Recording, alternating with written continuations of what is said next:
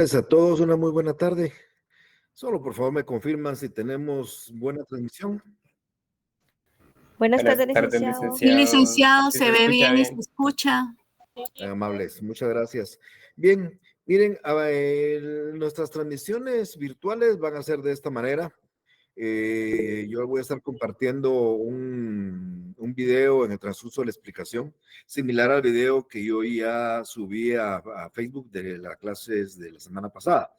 Igual cuando terminemos el punto, pasadito esto, posiblemente el mismo día o en el transcurso de los días siguientes, estaré también subiendo el siguiente video a la página de Facebook. Esos videos que yo esté transmitiendo acá, los voy a compartir con ustedes a través de ese sistema. Otros aspectos también importantes es, yo he trasladado invitaciones para poder ingresar aquí a Meet en una forma automática, pero todavía veo que hay personas que de una u otra manera o no aceptaron la invitación o no están utilizando el correo adecuado para poder ingresar. Yo les rogaría que tratemos de hacer todo lo posible porque yo en algún momento este mecanismo de estar pidiendo acceso interrumpe un poquito la clase, principalmente cuando yo ya me involucro a transmitir el video. Durante el transcurso de la exposición que yo esté dando, les está el permitido para que ustedes me interrumpan, pues tienen alguna duda, tienen alguna inquietud, o sea, no hay ninguna limitación para eso.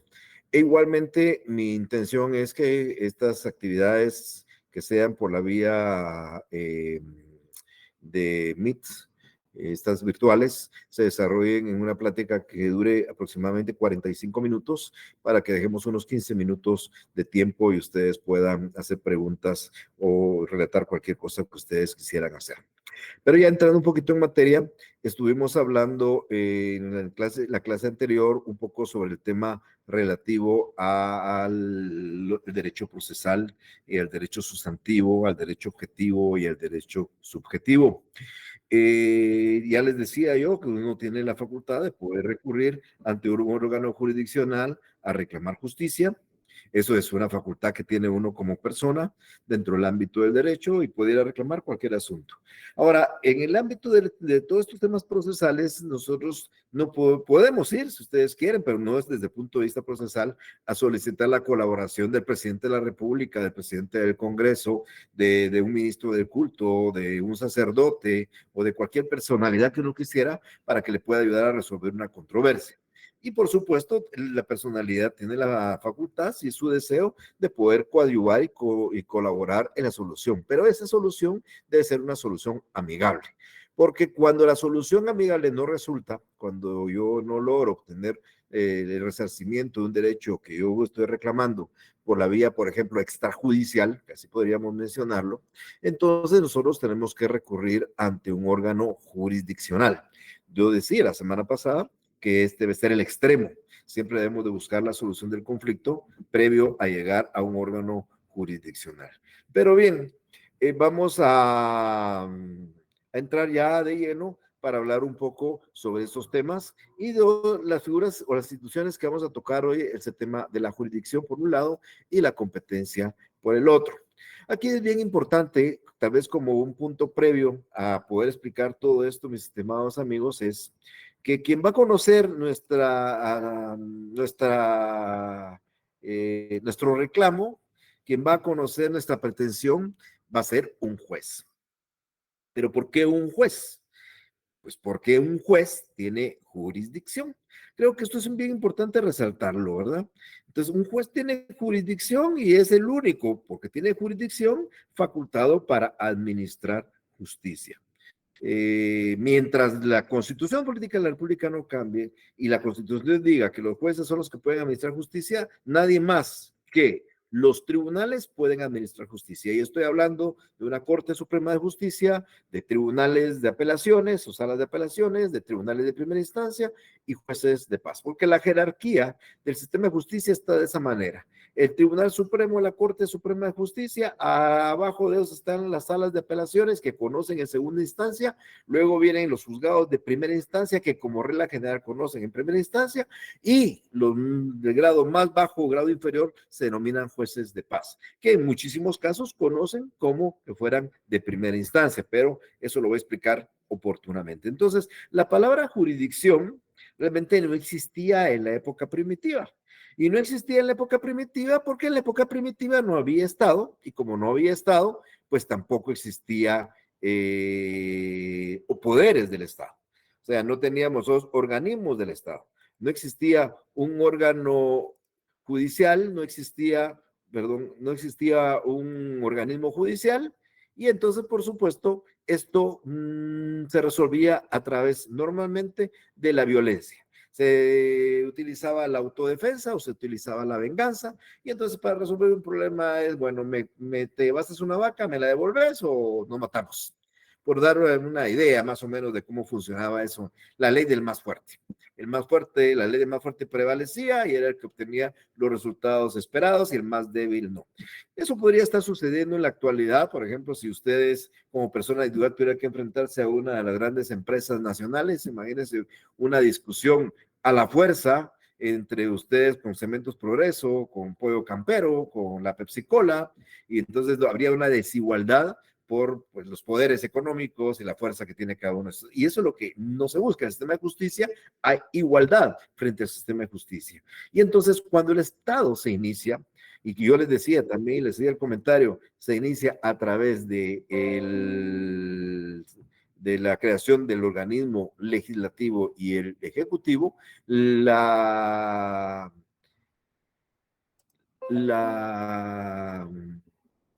perdón, se me está yendo un poquito la palabra, disculpen. La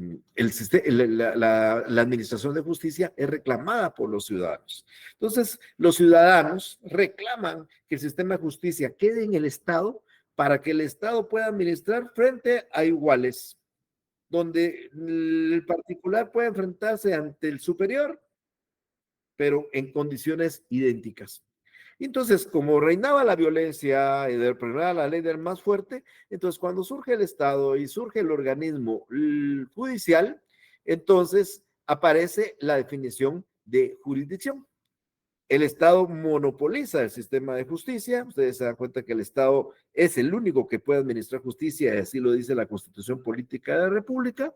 Y entonces es el Estado ante que tenemos que recurrir nosotros para reclamar una pretensión o promover una acción para reclamar algo de lo que hemos creído que ha sido violado dentro de nuestro derecho. Entonces, la justicia es prohibida hacerla por propia mano.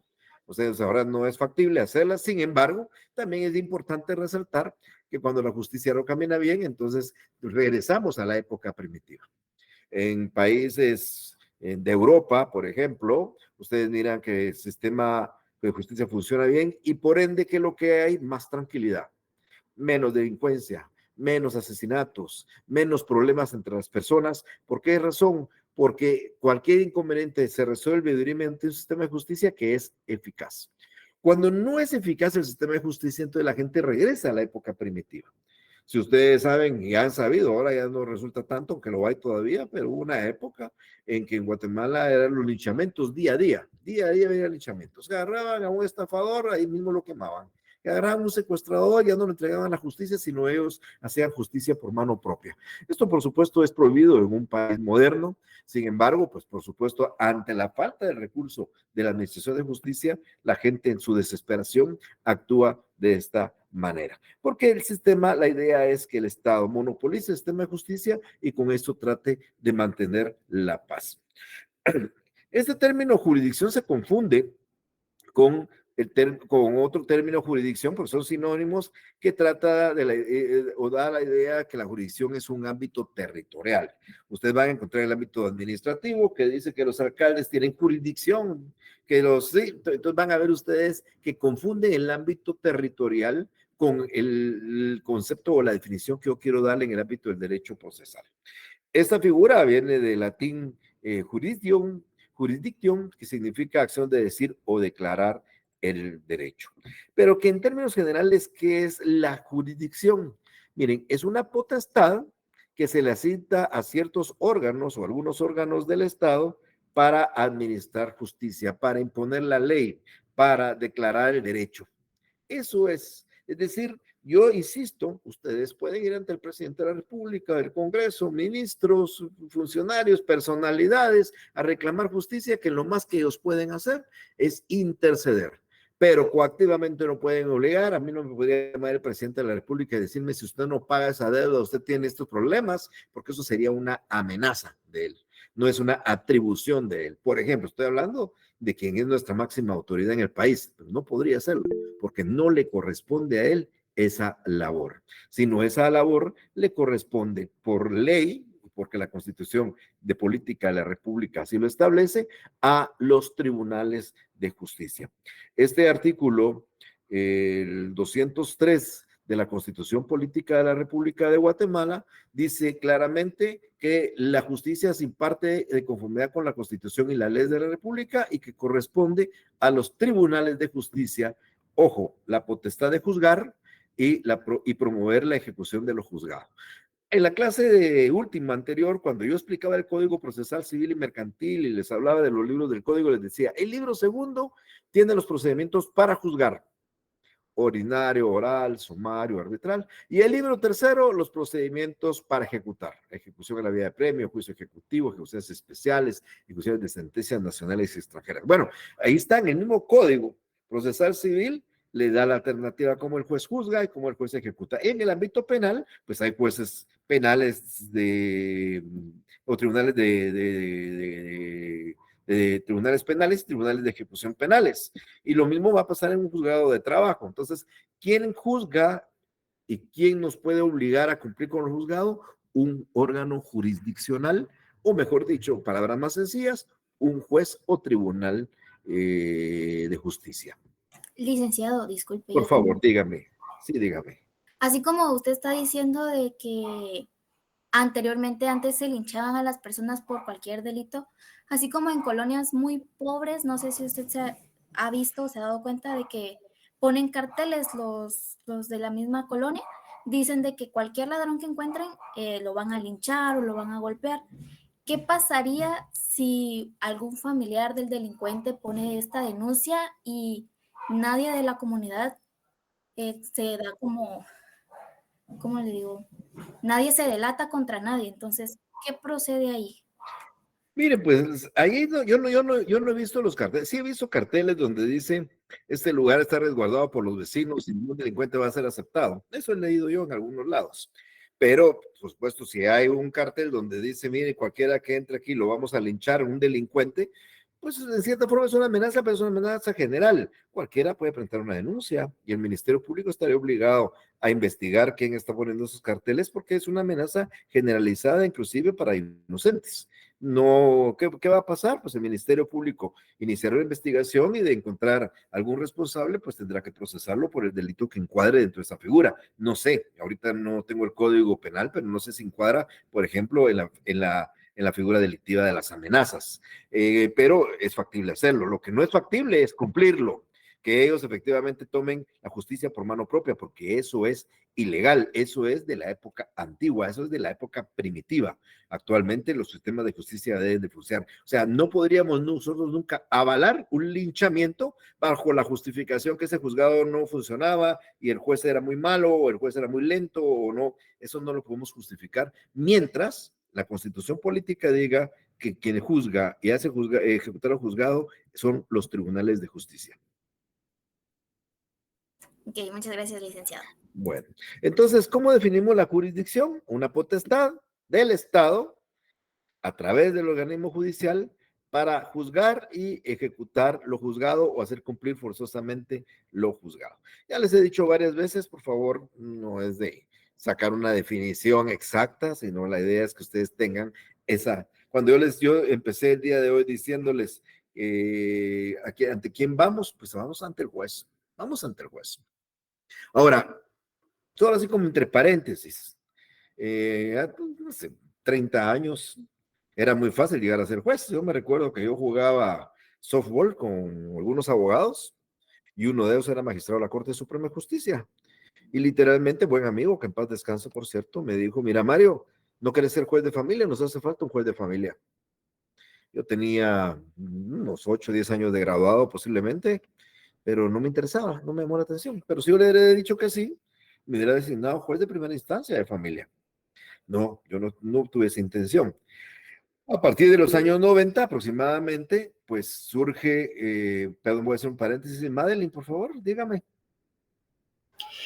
Tenía una duda respecto a lo que estaba mencionando la compañera anteriormente. Es decir, por ejemplo, en las partes del interior de nuestro país, de que todavía tienen las prácticas o costumbres de linchamientos, latigazos, etcétera, ¿todas esas prácticas no pueden ser hoy en día justificadas como derecho consuetudinario? Pues mire, si aplicáramos en el ámbito penal, se aplica mucho el derecho consuetudinario. De hecho, yo recuerdo haber leído una tesis que se llama el peritaje cultural y que es un mecanismo de prueba dentro de un proceso, pero no se avala, no se acepta.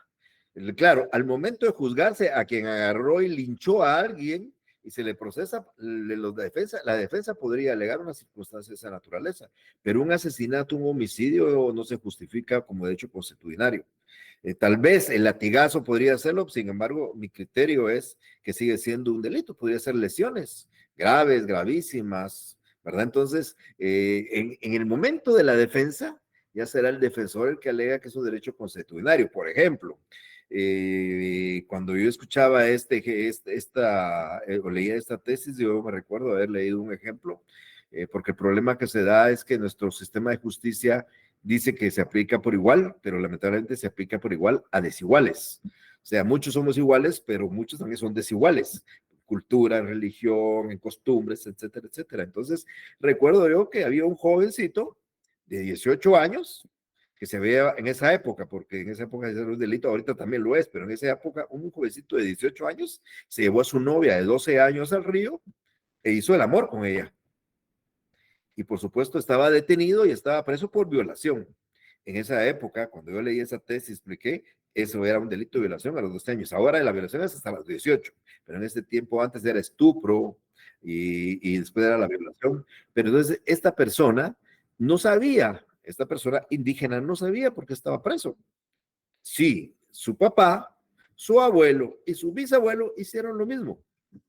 Pero el problema aquí es que estamos regidos para un conjunto de normas y en la cual la persona viola o tiene el amor, un mayor tiene unas relaciones con una menor de 17 años, pues lo van a capturar, lo van a detener, lo van a procesar por violación. Ahora, será una función posiblemente de su defensor, como un atenuante, poder alegar ese derecho consuetudinario. Pero por supuesto, el derecho consuetudinario, a mi criterio, lo podemos aplicar a falta de una disposición legal, pero no puede ir en consonancia o en contradicción, es mi punto de vista. ¿Vale? Muy amable, gracias. A ustedes. Bueno, entonces, les decía yo en paréntesis, para ser juez, pues no es ahora una designación a dedo.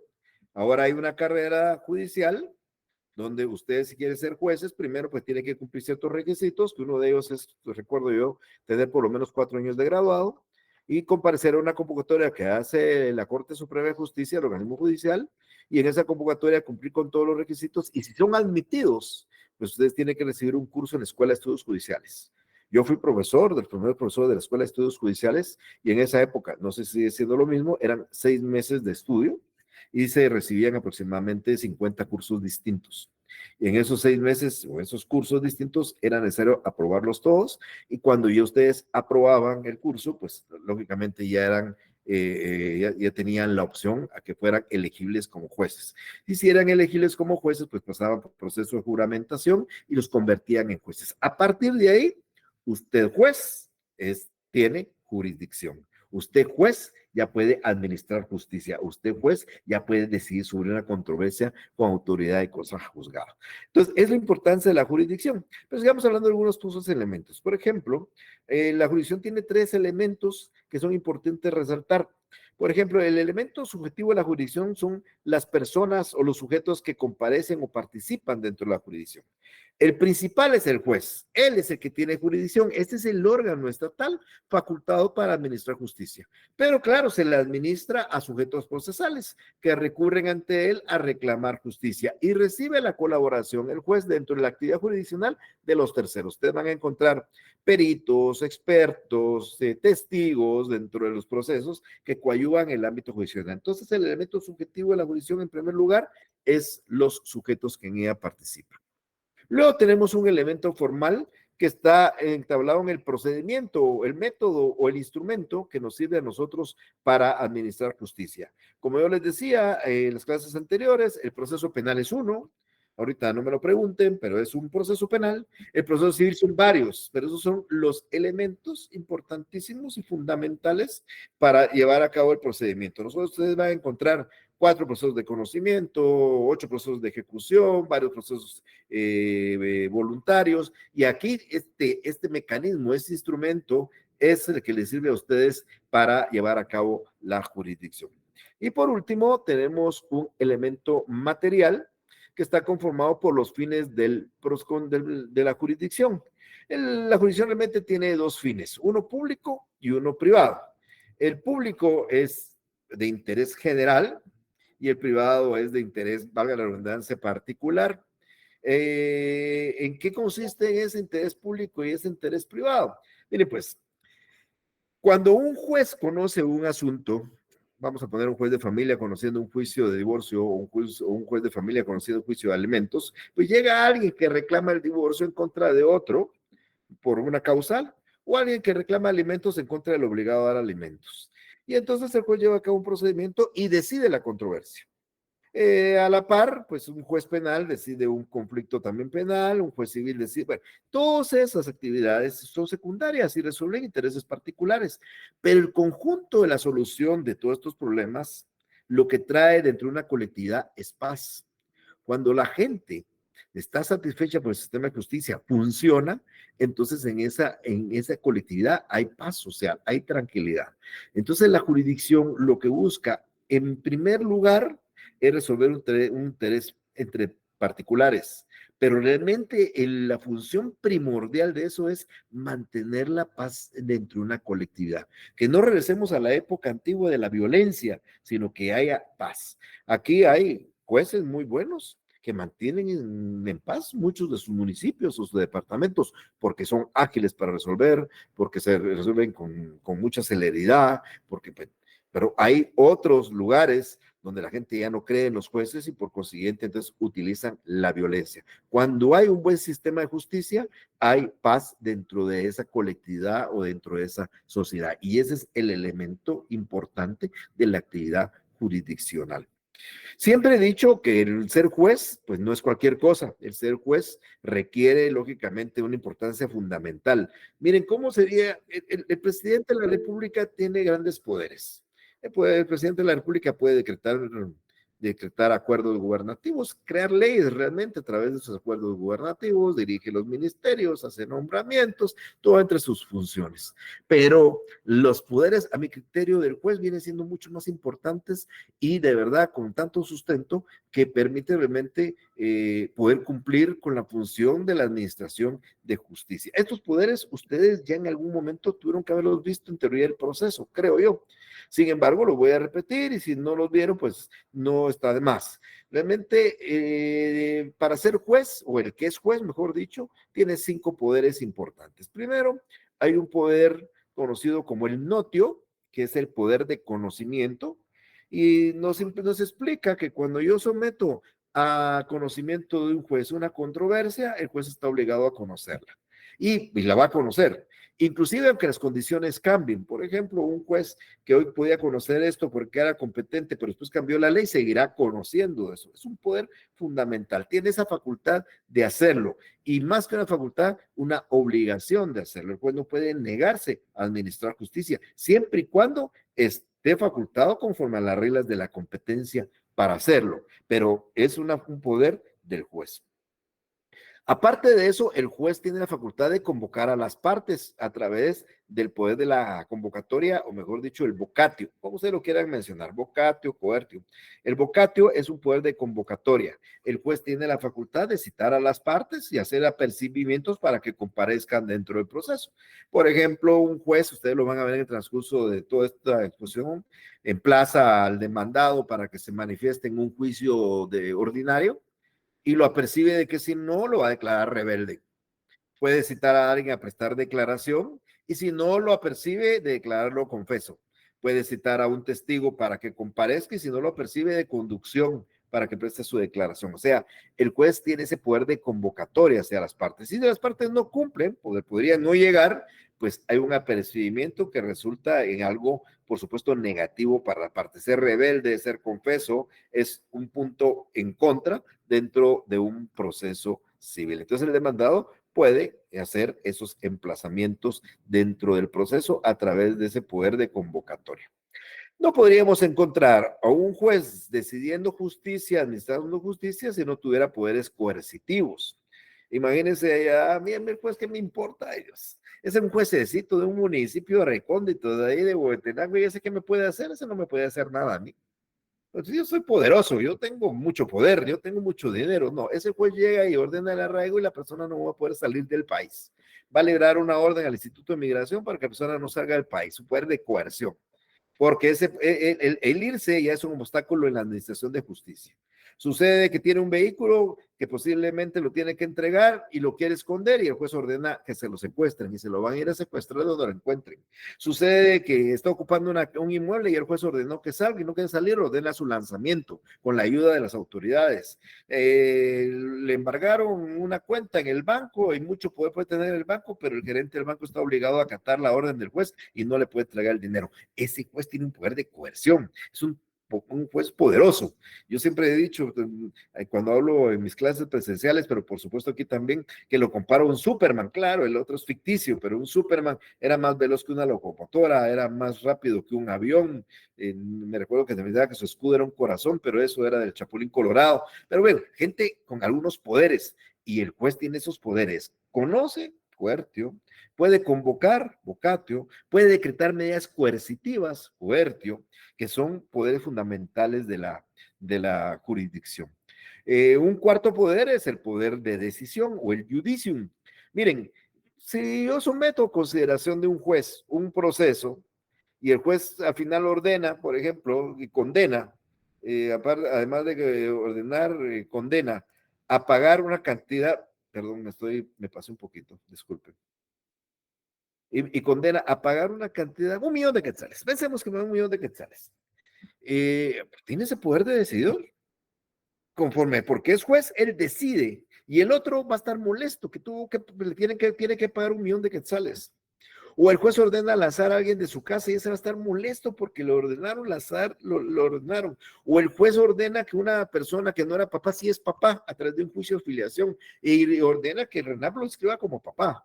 O otra persona que estaba casada, el juez dice, no, ahora está divorciada porque se probó la causal y ordena que se cancele la partida de matrimonio.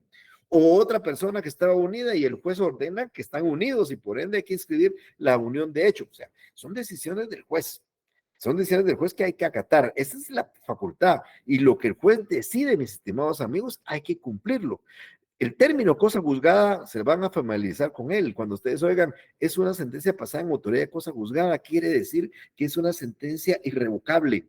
Es una sentencia que ya pasó por todas las etapas legales y ya no se puede sustituir.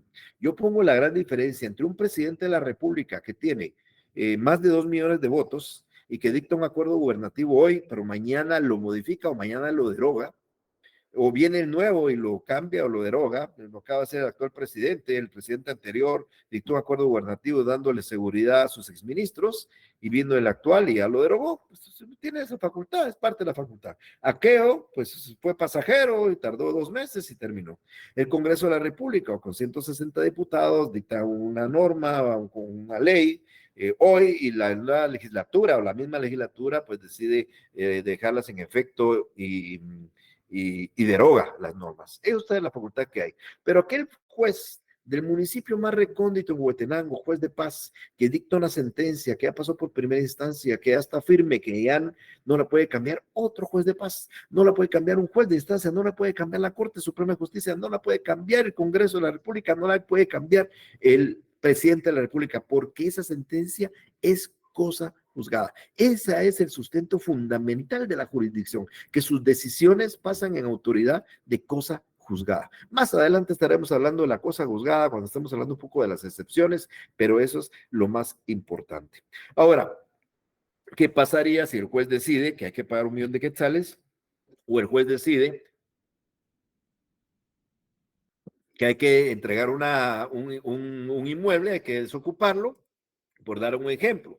Si el juez no tuviera este quinto poder, que es el poder del executio o el poder de ejecución, entonces no le haríamos caso. El juez me condenó a pagar 5,000 quetzales, risa me da, ni se lo voy a dar.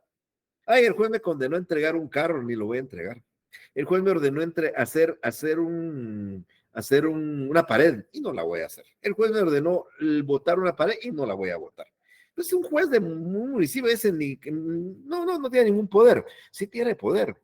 Cuando yo no pago esa deuda y se ejecuta la deuda, entonces van a embargar bienes, me van a embargar mi casa, me van a embargar mi carro, me van a embargar mi salario, me pueden embargar mis cuentas, y cuando yo sienta me puedo quedar sin casa, sin carro, porque el juez ha ordenado rematarlo y ha ordenado que se me quite y pagarle al deudor con lo que se obtenga del remate. Y yo me voy a quedar sin un centavo, porque es el juez. Y si yo decidí no entregar el carro, pues el juez va a ordenar el secuestro, y si no lo encuentra, en compensación me va a embargar bienes, mi carro, mi salario, mis cuentas bancarias, para compensar esa obligación que tenía de entregar un carro que yo no entregué, que escondí o que simplemente destruí. Y si tenía que levantar una pared y no la levanté, pues el juez en compensación me va a embargar bienes y me va a quitar hasta mi carro, mi casa, por no haber levantado la pared o haberla levantado cuando estaba obligado a no hacerlo. Lo mismo va a suceder porque el juez tiene un poder de ejecución. Entonces el juez es un juez poderoso. Puede conocer, facultado en su competencia, puede convocar a las partes, puede decretar medidas coercitivas, puede decidir como autoridad de cosa juzgada y puede hacer cumplir forzosamente la decisión que él haya tomado. Entonces es un todopoderoso. Ahora, no tan poderoso como va a hacerlo cuando quiera y donde quiera y como quiera. O sea, es un poderoso porque tiene todos esos poderes, pero los tiene dentro de su competencia. Esto que tienen ustedes a la vista, competencia, es el límite que tienen a esa actividad jurisdiccional. La jurisdicción la veo yo, lo explico normalmente de esa manera, como un gran pastel. Imagínense ustedes un pastel, a mí el que me gusta, por si alguien me quiere regalar uno algún día, es el de elote de Imérica. Ese no es grande, es chiquito el pastel. Imaginen ustedes ese pastel, donde de ese pastel solo pueden comer los jueces. Y a quienes estoy hablando en este momento, estoy seguro que nadie es juez, y yo tampoco. O sea, ni ustedes ni yo podemos comer de ese pastel. Pero todos aquellos que pasaron por el sistema de la Escuela de Estudios Judiciales, ya obtuvieron y ya fueron juramentados, ellos sí pueden comer del pastel. Pero ojo, no se lo pueden comer todo. Solo pueden comer una parte del pastel. Esa parte del pastel es lo que nosotros llamamos como la competencia. El juez tiene facultad para decidir, pero donde se le permite por las reglas de competencia. Entonces, encontramos una figura que es un complemento a la jurisdicción. La jurisdicción es el todo y la competencia es el límite a esa jurisdicción. ¿Puede este juez conocer este caso? Pues mire, él puede conocer en esa justicia, pero no en este caso. ¿Lo puede hacer en este territorio? En este territorio no lo puede hacer, entonces tiene un límite. ¿Lo puede hacer en esta materia? En esta materia no, solo en aquella. ¿Lo puede hacer por este monto? No, en este monto no, solo en otro monto. Entonces, lo que se hace a través de la competencia, primero es tratar de especializar a los jueces. Van a haber jueces civiles, especialistas en materia civil, jueces mercantiles, jueces de familia, jueces de trabajo, jueces penales, jueces laborales. Entonces, hay una especialidad. Y además de esto, pues hay que distribuir el trabajo. Porque imagínense ustedes, un juez conociendo de todo. Un juez conoce un asunto del Petén, aquí el juez en Guatemala, pues al Petén, y el mismo juez conoce también un asunto en Izabal, y conoce un asunto civil, un asunto penal, un asunto laboral. Entonces, no, se pretende poner un límite para especializar al juez y, lógicamente, limitar distribuir el trabajo. Entonces, para eso aparece la figura o el concepto de competencia. Es así como que diga, todos ustedes son estudiantes, quienes están ahí oyéndome, todos son estudiantes, pero no todos son del 9º semestre. Todos ustedes son solo del 7º. Entonces, hay del 9º, hay del 7º, ahí se está distribuyendo más o menos el aspecto y la característica, pero es un ejemplo que se me ocurrió en este momento para que ustedes tengan la idea. Entonces, vamos a encontrar en Guatemala más de 1000 jueces y esos 1000 jueces tienen jurisdicción. Esos 1000 jueces pueden administrar justicia. Esos 1000 jueces tienen 5 poderes para administrar justicia, pero no lo pueden hacer en donde ellos quieran, ni como quieran, ni cuando quieran, sino dependiendo de la competencia, que es no más ni más ni menos un límite a esa jurisdicción. Entonces, ¿cómo se distribuye la jurisdicción? A través de la competencia. Por eso vamos a encontrar nosotros distintos tribunales, tanto de paz como de instancia, tantos civiles, penales, en los municipios, en los departamentos, porque nuestra competencia se va a distribuir de esa manera, como en unos minutos voy a explicar. ¿Todo juez tiene jurisdicción? Sí, todo juez tiene jurisdicción. ¿Y todo juez tiene competencia? No. Tiene su competencia determinada. Todo juez tiene jurisdicción, pero no tiene todo juez que tiene competencia. Yo voy ante el juez de Petén de un asunto que era en Guatemala, el juez tiene jurisdicción, pero no tiene competencia. Voy ante un juez penal en Guatemala de un asunto civil, el juez tiene jurisdicción, pero no tiene competencia en materia civil. Voy a plantear una demanda de mayor cuantía ante un juez de primera instancia, ante un juez de paz. Él tiene jurisdicción, pero no tiene competencia. Eso lo conoce otra clase de juez. Entonces, la competencia es un límite a esa jurisdicción. Y vamos a encontrar distintas clases de competencia.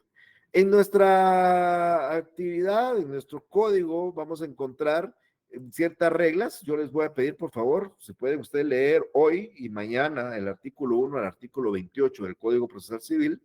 El jueves voy a tratar de ver si podemos hacer un pequeño ensayito, así muy breve, para poder ir entendiendo algunas cosas. Ahí del artículo 1 al 28 están lo que es la jurisdicción, la competencia y las reglas de competencia. Yo voy a hablar de algunas de ellas en este momento y fundamentalmente voy a explicar las clases de competencia. Realmente el código, la doctrina regula 5 clases. Yo voy a hablar de las que el código menciona. Primero tenemos una clase, una competencia por razón de la materia. O sea, dividimos la jurisdicción dependiendo de la naturaleza de la discusión o del pleito. O sea, si es un delito, lo conoce un juez penal. Si es un asunto privado de violación a las normas sustantivas del Código Civil, un juez civil. Si es un tema de derecho de familia, pues un juez de familia.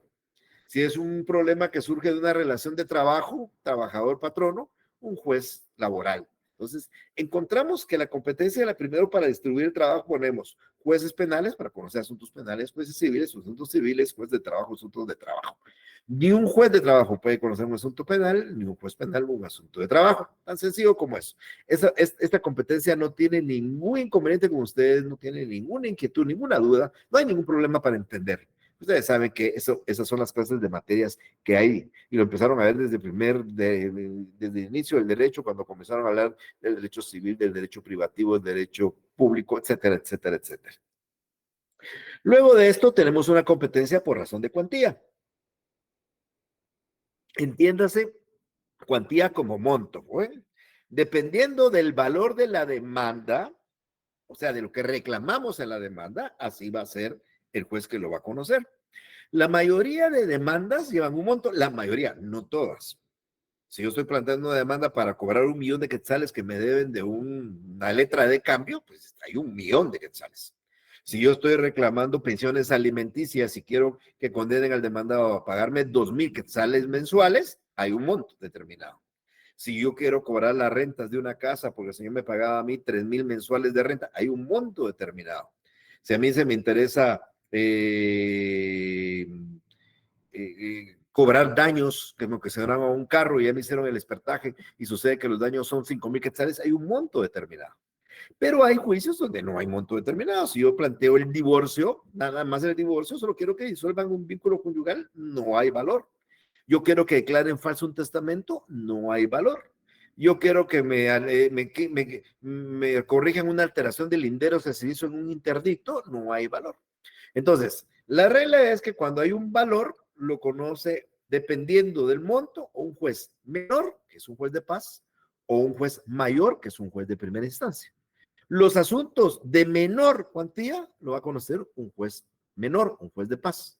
Y los asuntos de mayor cuantía lo va a conocer un juez mayor, o sea, un juez de primera instancia. O sea, entre el juez de paz y el juez de primera instancia se distribuyen la competencia de la cuantía, dependiendo, insisto, si el asunto es de mayor o de menor.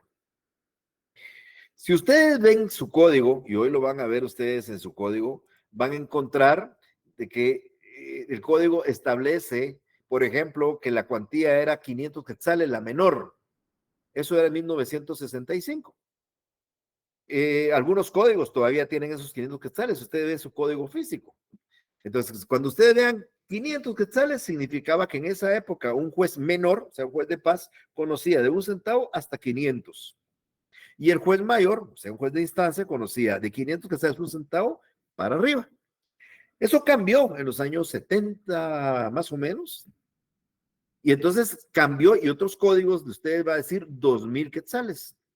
Entonces significaba que el juez de paz conocía de 1 centavo hasta 2,000 quetzales, porque ya se había cambiado la ley, y los jueces de distancia de 2,000 quetzales, 1 centavo para arriba. El artículo 7 del Código Procesal Civil y Mercantil nos dice a nosotros que la Corte Suprema de Justicia puede cambiar esos valores. Entonces, en un momento lo vamos a ver. Pero hay algunas reglas importantes que están en esos articulados que hoy he pedido que lean. Por ejemplo, primero, para computar el valor no se computan intereses. Si a mí me deben 10,000 quetzales más 5,000 de intereses, el monto no son 15,000, son 10,000, porque los intereses no los puedo computar para determinar cuantía. Entonces, yo tengo una deuda de 10,000 quetzales y además me deben 5,000 quetzales de intereses, voy a establecer la cuantía por los 10,000. Si yo quiero hacer pagos parciales, o sea, estoy reclamando un pago parcial, yo debía 1,000,000, a mí me debían 1,000,000 de quetzales. Sucede que ahorita el deudor ya solo me debe 10,000 y esos 10,000 no me los han querido pagar y voy a demandar por esos 10,000. El monto tengo que establecerlo por el valor original, o sea, el juez competente es el del valor original, el del millón, y no el de los 10,000 quetzales, que es lo que se me debe. Si yo voy a promover un juicio de pensiones, alimentos, por ejemplo, un juicio de rentas, un juicio, por ejemplo, un contrato de arrendamiento o prestaciones así mensuales periódicas, yo quiero reclamar una rentas por 2,000 mensuales, ¿cómo determino la cuantía? Entonces dice la regla que es por el valor anual. Entonces yo cobraba 2,000, multiplico por 12, que es anual, y son 24,000 el monto que me sirve para determinar la cuantía. Y por supuesto, si hay alguna duda, pues esto se tramita ante el juez oyendo por 24 horas a la otra parte. Esto está en esas reglas que a mí me interesa que ustedes lo lean. Entonces, en términos generales, jueces de paz, que son los jueces menores, conocen de menor cuantía, y jueces de primera instancia, que son superiores a ellos, conocen asuntos de mayor cuantía. Que no se les va a olvidar esto para efectos prácticos del tema. Ahora, la Corte Suprema de Justicia, en acuerdos, yo les dije el artículo 7 se los permite, modificó esas cuantías. En el acuerdo 2-2006 y 37-2006, ustedes lo pueden encontrar en sus códigos físicos, al final de los códigos físicos están estos acuerdos, modificó estas cuantías. Hizo algunas modificaciones también para conocer asuntos de familia, que voy a pasarlo muy en alto para no confundirlos o lo voy a hablar muy rápidamente. Entonces, ¿qué dicen estos acuerdos de la Corte Suprema de Justicia que acabo de mencionar? Dice uno de los acuerdos, dice que el juez de paz civil en la capital, mire, en la capital, estamos hablando de la capital de Guatemala, puede conocer hasta 50,000. O sea, aquellos 500, aquellos 2,000 que acabo de mencionar, olvídense de eso. Eso ya no se funciona así porque la Corte emite acuerdos que la ley le faculta hacer. Y entonces estableció que en la capital un juez de paz, o sea, un juez menor, puede conocer hasta 50,000 quetzales. En consecuencia, el juez mayor, el juez de primera instancia, puede conocer de 50,000 quetzales 1 centavo para arriba. Entonces, los jueces de paz hasta 50,000, juez de distancia, siempre y cuando el asunto sea en la capital. ¿Ok? Todavía falta hablar de más, que sea en la capital. Quiero hacer un paréntesis también importante. En Guatemala hay más de 1000 jueces y ustedes tienen que dirigirse a uno nada más de ellos. Hay excepciones donde pueden ser 2, uno u otro, pero normalmente es uno. O sea, no hay 2 jueces competentes para lo mismo. Como le digo, rara excepción. Entonces, yo, para determinar qué juez competente, tengo que ver primero por materia. ¿Es juez penal, es juez civil, es juez de laboral, es juez de trabajo? Conmigo no se van a preocupar, o es juez de familia o es juez civil. Entonces vamos a poner un ejemplo muy rápidamente para ir resolviendo este asunto. A mí me deben 49,000 quetzales. Me lo debe un señor. La primera pregunta es, ese cobro de esa deuda, ¿lo ve un juez de familia? ¿Lo ve un juez de trabajo? A mí me deben por una obligación, alguien se comprometió, le dio un préstamo, me debe 49,000 quetzales, es un juez penal, es un juez de menores, es un juez de militares, no, es un juez civil, es un asunto privado entre él y yo. Entonces tenemos primero que el juez que va a conocer esa deuda es un juez civil, ni un juez penal, ni un juez de familia, ni un juez. Ok, hasta ahí vamos bien. Ahora, en relación a la cuantía, yo podría decir, como es 49,000 quetzales, entonces esto es competencia de un juez de paz. Claro, es competencia de un juez de paz si es aquí en la capital, pero todavía no hemos visto si es en la capital, todavía no sabemos. O sea, originalmente 49,000 quetzales en la capital o cuando sería un juez de paz, porque un juez de instancia conoce arriba. Ahora, sucede que ese mismo acuerdo nos dice que en las cabeceras departamentales, o sea, en todas las demás cabeceras departamentales, y algunos municipios que el mismo acuerdo señala, los jueces de paz pueden conocer hasta 25,000 quetzales. O sea, si el asunto tiene que tramitarse, por ejemplo, en la cabecera de Zacatepec, que es antigua, ahí un juez de paz no conoce hasta 50,000, ahí conoce hasta 25,000. O la cabecera municipal de Escuintla o la cabecera municipal de Chimaltenango, los jueces ahí solo pueden hasta 25,000. O en los municipios que dice el acuerdo, que aquí los tienen en la pantalla.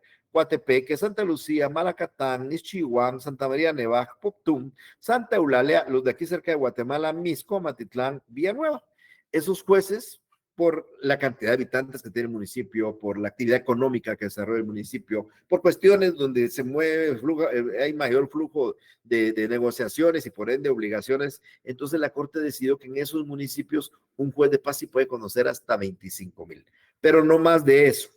Insisto, originalmente mi deuda de 49,000, entonces sí la podría conocer un juez aquí en la capital de paz, pero si es en uno de estos municipios ya no la puede conocer, porque esto ya es competencia de un juez de primera instancia. Y por último, el acuerdo dice que los jueces de paz en todos los demás municipios, me refiero a todos que no son ni la capital, ni las cabeceras, ni los que aquí se acaban de mencionar, pueden conocer hasta 15,000 quetzales. Entonces, nosotros vamos muy bien en el tema de la explicación. A mí me tienen una deuda de 49,000 quetzales, ya sabemos que es un juez civil, pero ahora tenemos una duda, si es un juez de paz o de instancia, porque depende de en qué circunscripción, de qué circunscripción deba conocer el juez. Entonces, ya lo de civil ya quedó claro. Ahora, ¿cómo determinamos si es un juez de la capital, o es un juez de una cabecera, o es un juez de un municipio de los señalados en el acuerdo, o un juez de cualquier otro municipio? Entonces, para determinar eso, tenemos que irnos a la tercera clase de competencia. Esto que vamos a pasar aquí lo voy a pasar un poquito de largo. Es un tema de familia que yo no quiero todavía tocar, porque aquí habla de dos figuras interesantes que pueden confundir. La ínfima cuantía que dice acá y la menor cuantía que dice abajo. Acá esto lo hace la Corte para determinar no competencia, sino para determinar procedimiento. O sea, un asunto de 18,000 anuales se tramita en ínfima cuantía y un asunto de 36,000 anuales en menor cuantía. Y los procedimientos son distintos. Esto lo vamos a ver el otro semestre cuando hablemos de juicio oral. O sea, esto para efectos de competencia no se preocupen. Ya la competencia la acabo de explicar. Esto es para efectos más que todo de procedimientos que futuramente la vamos a estar hablando. Y aquí pues también habla de asuntos de familia en ese acuerdo, donde se establece que se van a crear juzgados de familia. Eso, como insisto, nos va a ser más fácil poderlo entender cuando hablemos de juicio oral. Lo que más me interesa ahora es hablar de la tercera clase de competencia, que es la territorial. Entonces, la primera competencia fue por materia. La segunda competencia fue por cuantía. Y la tercera competencia es dependiendo de se distribuye el trabajo dependiendo de la distribución geográfica del país. Nuestro país está dividido en ¿qué? Departamentos y municipios. Entonces vamos a tener jueces que conocen en el departamento y jueces que conocen en los municipios. Ahí está muy bien. En los departamentos, o sea, en un departamento completo puede conocer un juez de primera instancia. Y los municipios, la jurisdicción de los municipios solo compete en el municipio. Por ejemplo, vamos a irnos aquí a Chimaltenango. O vámonos a la Antigua. En la Antigua tenemos la Antigua, San Lucas, por decir algo, como municipio de Zacatepeques. Los jueces competentes, Santa Lucía, Milpas Altas, porque se van a dar ejemplos. En esos municipios, Santa Lucía y San Lucas, juez de paz. Y en el municipio de la Antigua, juez de paz. Ellos conocen uno en el municipio de la Antigua, otro conoce en el municipio de Santa Lucía, Milpas Altas, el otro en San Lucas, Zacatepeques, jueces de paz. Pero en el departamento de Zacatepeques hay un juez o varios jueces de primera instancia que conocen de todo el departamento. Entonces, dependiendo, si es de primera instancia, conoce en todo el departamento, si es de paz, solo conoce en el municipio. Es una forma de distribución. Antes de continuar con esta explicación, solo quiero decirles a ustedes, y es parte de las reglas de competencia, que hay una manifestación o un principio del derecho romano importante para este tema, que les va a servir a ustedes cuando lean las reglas de competencia. Y ese principio del derecho romano se mantiene en este código procesal y dice, la justicia sigue al demandado. Miren qué interesante, la justicia sigue al demandado. Mario Gordillo va a cobrar 49,000 quetzales, ¿sí? ¿A quién? De Perico de los Palotes. Ok. ¿En dónde va a demandar Mario Gordillo entonces? Donde tenga su domicilio Perico de los Palotes. Ese es un principio. No la regla última, es la regla general, pero tiene excepciones. Hay excepciones que están en la regla de competencia. Por ejemplo, si Mario Gordillo va a pelear la reivindicación de una propiedad, la regla de competencia dice que cuando se trata de bienes, de bienes donde están ubicados los bienes. Entonces, ya no interesa dónde vive el demandado ni dónde vivo yo, sino dónde están ubicados los bienes. En la regla de competencia dice, por ejemplo, si el asunto se refiere a daños, se va a ser juez competente donde se ocasionaron los daños. Entonces ya no interesa el domicilio del demandado ni el mío tampoco. Pero la regla general es, cuando no hay excepciones, ustedes tienen que ir a demandar a donde vive el demandado. Entonces, como el ejemplo yo había dado, que era una cantidad de 49,000 quetzales, pero no había dicho dónde vive el demandado, vamos a suponer que el demandado vive en Santa Lucía, Milpas Altas. Entonces, miren, pues como hay que ir a demandar a Santa Lucía, Milpas Altas, ahora busquemos ya las reglas de competencia. Primero, el asunto es civil, ¿correcto? Bueno, ¿es ante un juez de paz o un juez de instancia? Bueno, es en Santa Lucía, Milpas Altas. Santa Lucía, Milpas Altas es un municipio que no aparece entre los que aparecen en el acuerdo de la Corte. Bueno, entonces, como son 49,000 quetzales y Santa Lucía solo puede conocer a 15, entonces no puede conocer el juez de paz de Santa Lucía, Milpas Altas. Y entonces nos vamos a tener que ir ante el juez de primera instancia de Zacatepeques, porque ahí está Santa Lucía. Entonces, primer punto, es un juez civil de primera instancia del departamento de Zacatepeques. O sea, la demanda que tengo que plantear yo con la señora que vive en Santa Lucía, Milpas Altas, tengo que ir a hacerlo a la cabecera de la Antigua, porque ahí está el juez que conoce de todo el departamento, porque el juez de paz no puede conocer porque son 49,000. Cuando yo me dirijo al juez, tengo que hacerlo con nombres y apellidos. Entiéndase, nombres y apellidos conformados por materia, cuantía y territorio. Si ustedes en un examen me ponen, el juez competente es civil, su respuesta no está clara. Jueces civiles hay en toda la República, hay en Guatemala, en toda la República hay jueces civiles. Si ustedes me dicen es un juez de paz, tampoco está clara, porque jueces de paz existen en toda la República.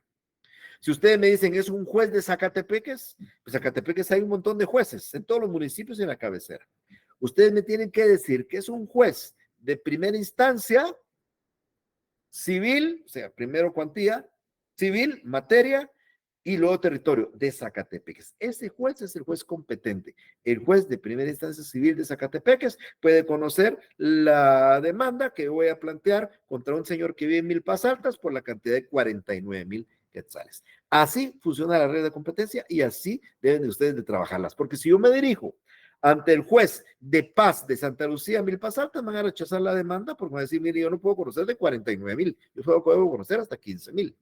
Si yo me dirijo ante el juez de paz de cualquier otro municipio, me va a decir exactamente lo mismo. Y si me voy a la cabecera y lo planteo ante el juez penal, me va a decir, yo no soy competente por razón de la materia, es un asunto civil.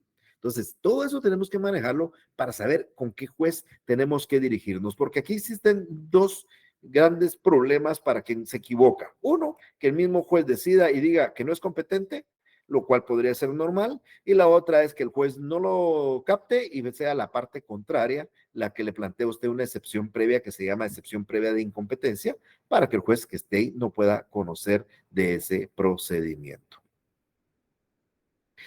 Hay prórroga de la competencia. Cuando ustedes oigan la palabra prórroga de la competencia es convertir en competente a un juez incompetente. Juez competente a un juez incompetente. Entonces, la prórroga de competencia, mis amigos, no se da por razón de materia, no se da por razón de cuantía. O sea, yo no puedo prorrogar la competencia de un juez penal a un juez civil ni viceversa. Ni puedo prorrogar la competencia de un juez de paz a un juez de instancia ni viceversa. Lo que sí se puede prorrogar es la competencia de un juez del departamento de Zacatepeques a un juez del departamento de Chimaltenango, o un juez del municipio de Santa Lucía, un juez del municipio de San Lucas, siempre y cuando sea un juez civil y sea un juez de paz o de instancia, dependiendo de lo que sea. O sea, la prórroga de la competencia es convertir a un juez competente por razón de territorio. Es incompetente por razón de territorio, lo convertimos competente por razón de territorio. Las diferencias entre jurisdicción y competencia no tienen mucho que decirlo, solamente decirle que la jurisdicción facultad de administrar justicia, la competencia el límite de esa jurisdicción, la jurisdicción es el todo, la competencia es la especie. Y por último, un tema que se denomina la perpetuato jurisdictione. ¿Qué es la perpetuato jurisdictione? Es una jurisdicción perpetua. Cuando un juez entra a conocer, un juez con jurisdicción entra a conocer un tema, aunque las condiciones cambien en el camino, él seguirá conociendo. Yo empecé a conocer, yo ya vi que esta demanda que iba a plantear de 49,000 quetzales ante el juez de Zacatepeques, de instancia Zacatepeques, presento mi demanda, comienza a conocer él, pero ahora hay cambio y la corte dice no, ahora los jueces de primera instancia solo pueden conocer de hasta 60,000, perdón, hasta 30,000 los de paz y no, serían, perdón, hasta 50,000 y ese tiene 49,000. Aunque eso haya cambiado con posterioridad, él seguirá conociendo. O sea, aunque las condiciones cambien, el domicilio del demandado cambió, la cuantía cambió, la materia cambió, él tiene la obligación de seguir conociendo hasta el final porque la jurisdicción se vuelve perpetua. Y ahí terminamos con este tema. Los dejo ahora con inquietudes y preguntas. Si alguno de ustedes tiene alguna inquietud, yo este video lo voy a subir en un rato, solo tengo que ir a hacer unas diligencias y al terminar estaré subiendo el video para que ustedes lo tengan, pero si hay alguna duda, este es el momento para preguntar.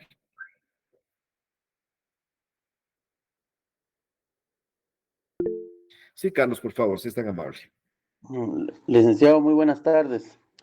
En cuanto digamos, a la competencia de la que usted hablaba, solo tengo una pequeña duda con Sí. relación al tema de las acciones de amparo. Tengo entendido que esas sí las puede conocer, o sea, las puede recibir cualquier juez, pero luego ese juez que recibe la acción de amparo tiene que trasladarla al juez competente. ¿Es correcto, licenciado? Correcto. La ley de amparo no establece reglas de competencia, bueno, sí establece algunas reglas de competencia, pero la Corte Constitucional ha creado otras y por ende uno tiene que cumplir, pero porque el amparo es una cuestión emergente, violación a derechos establecidos en la Constitución, entonces un juez puede conocer, recibirlo, pero si hay necesidad de decretar amparos provisionales, dependiendo si se dan las características, lo puede hacer y lo debe remitir al juez competente. Y lo mismo, y si no existen, lo que hace es conocerlo, darle trámite, pero trasladarlo al juez competente. Así se hace. Y también sucede lo mismo en la competencia que estamos hablando civil. Normalmente cuando un juez determina que no es competente, lo que hace es trasladarlo al juez que cree él que es el competente. También sucede en esta materia civil. Oye. Gracias, licenciado. José, por favor. Sí, licenciado. Cuando hablábamos de la prórroga por competencia, de que era por territorio, eso sería más que nada como que no hubiera un juzgado en el lugar en donde uno está, ¿verdad? Uno de los ejemplos, es uno de los casos.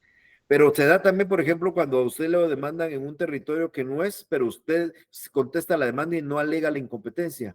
Entonces se prorroga, es otro ejemplo. No hay juez, pues se puede prorrogar. Usted no alega incompetencia, se puede prorrogar. Hay varios supuestos para la prórroga de competencia, José. Gracias, licenciado. Vaya. Bueno, yo subo más tarde el video. Dejémoslo por acá. Tengan una feliz tarde. Con permiso, nos vemos el jueves a la misma hora. Se cuidan. Gracias, licenciado. Gracias.